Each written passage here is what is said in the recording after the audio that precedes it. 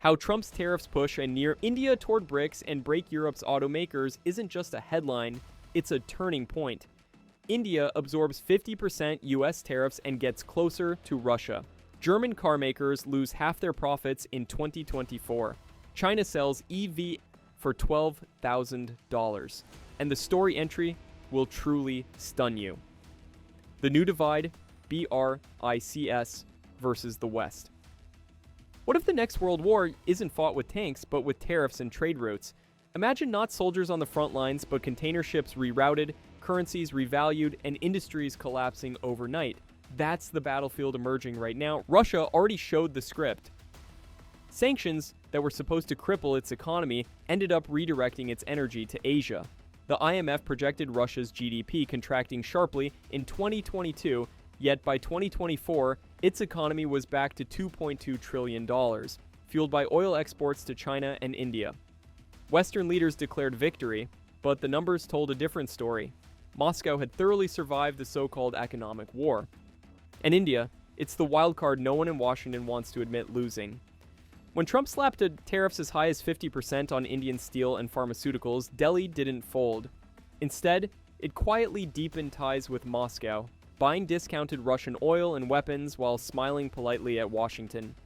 Every tariff meant to bend India closer to the West has only pushed it further toward BRICS.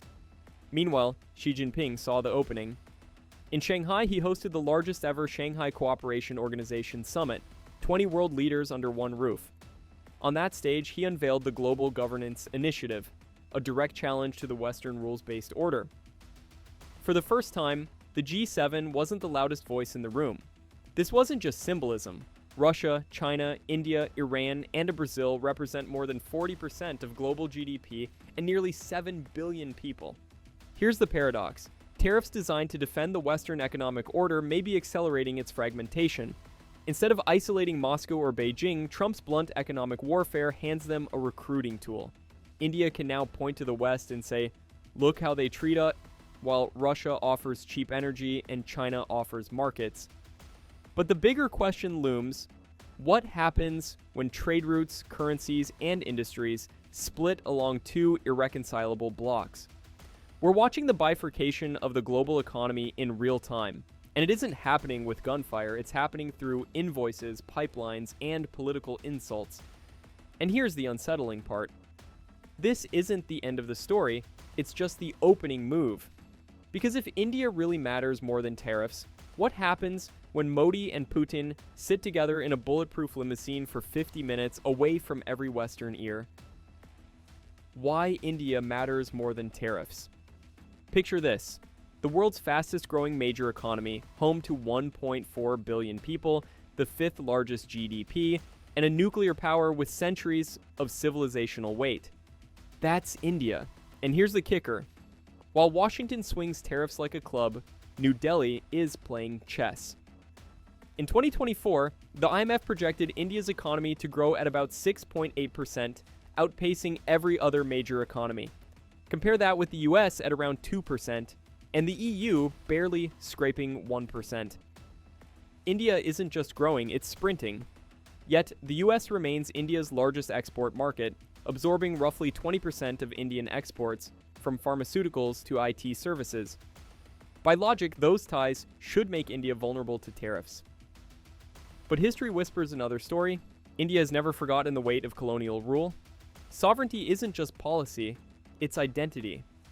When Britain drew borders hastily in 1947, leaving behind bloodshed and disputes like Kashmir, India swore never to let outsiders dictate its destiny again. That's why, when Trump imposes 50% tariffs on steel or pharma, India shrugs and looks east. It has learned to endure economic blows before. And look at the friendships it leans on.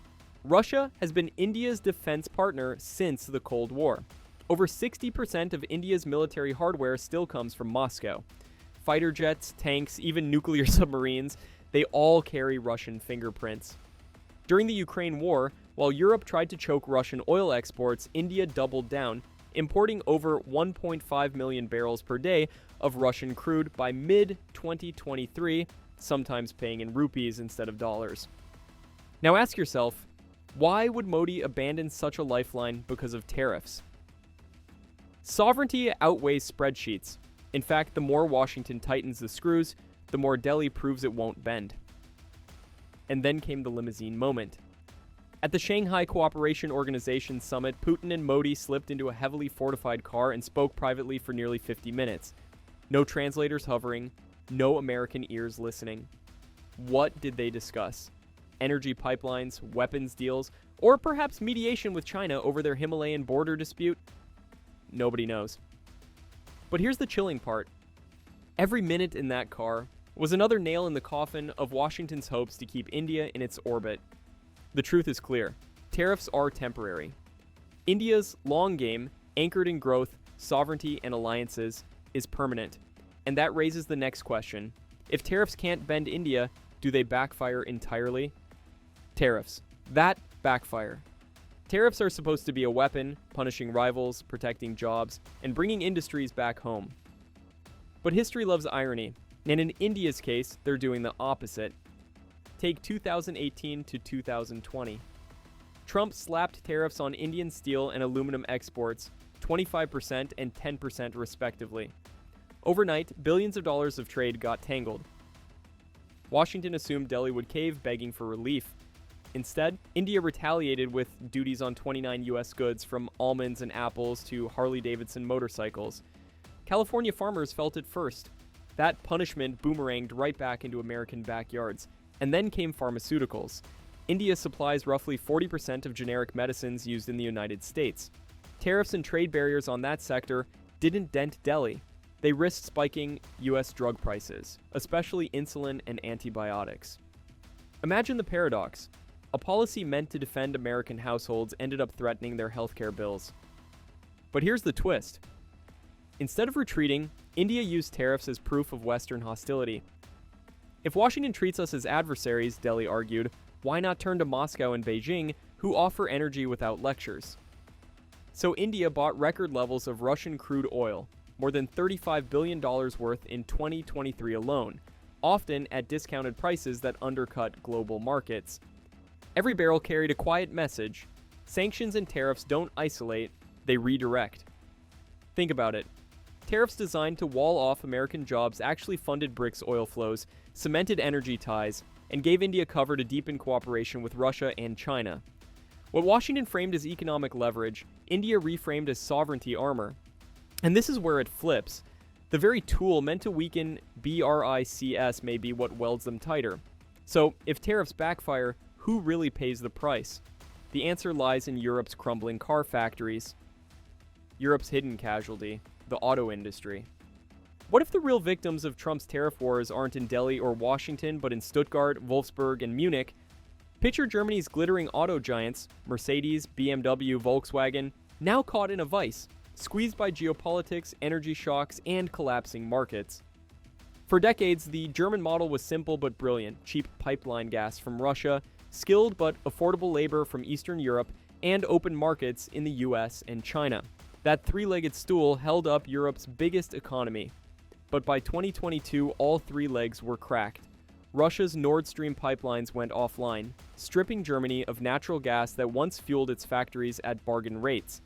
Eastern Europe's wage advantage evaporated as workers migrated westward. And tariffs, first from Trump, then retaliations from China, choked exports. The result? A slow-motion car crash. Mercedes reported a 50% plunge in net profits in 2024. Volkswagen slashed tens of thousands of jobs. BMW quietly admitted its E-Fi rollout lagged behind Chinese rivals by years. Here's the paradox. Brussels keeps pushing zero emissions by 2035, but European consumers aren't buying EVs. In fact, EV sales in the EU fell by almost 25% in early 2024, forcing automakers to discount cars at levels not seen since the 2008 financial crisis. Meanwhile, China's BYD and NIO crank out EVs at $10,000 to $12,000 a unit, a price German firms can't even dream of. Tariffs keep those cars out of Europe and the US, but they flow freely into Brazil, Indonesia, and India. The global South, 7 billion potential buyers, is quietly choosing Chinese wheels. Europe protects its markets, but loses its future. And here's the cliffhanger. Germany built the EU's economic engine. If that engine seizes, what happens to Brussels? Some analysts now whisper a once unthinkable possibility. Germany itself may break with the EU before allowing Brussels to legislate its auto industry into extinction. But if Europe's car kings are stumbling, who's waiting to steal the crown? Look east, to Shenzhen, not Stuttgart. China's silent coup in automaking. Here's a question nobody in Detroit or Stuttgart wants to answer. What if the future of cars isn't built in Germany or America but in Shenzhen? China's BYD, NIO, Xpeng, names once dismissed as copycats, are now rewriting the global rulebook. Take BYD. In 2023, it sold more than 3 million EVs, surpassing Tesla as the world's top electric automaker. The kicker? A BYD Dolphin hatchback costs just $11,000 to $12,000 in China. Compare that to a Volkswagen ED.3, which still hovers around $38,000 in Europe. The math is brutal, same battery range, one-third the price. Western governments tried to block the invasion. The EU slapped anti-subsidy tariffs on Chinese EVs. Washington hiked duties on imported electric cars. But here's the twist. Tariffs don't matter where most of the world lives. The global south, 7 billion people, isn't protected by Brussels or Washington. In Brazil, BYD announced a $620 million factory to pump out cheap EVs.